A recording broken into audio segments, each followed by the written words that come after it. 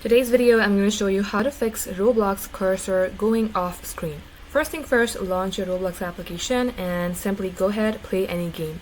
In my case, I'm logged into this game. Now let's go ahead, press the skip button on your keyboard, click on settings. You will see movement mode. If it's set to anything else, switch it to click to move. Once it is so, resume the game and see if this fixes your problem.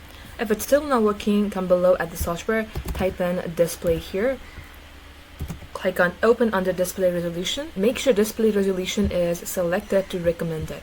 Once done, close this. Now see if this fixes your problem. If it's still not working, you have to uninstall Roblox and reinstall again. You can do that by clicking on the search bar, type in programs and feature. It will open up under control panel.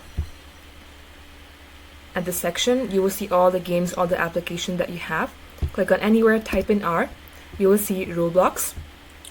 Delete this and this shall fix the problem.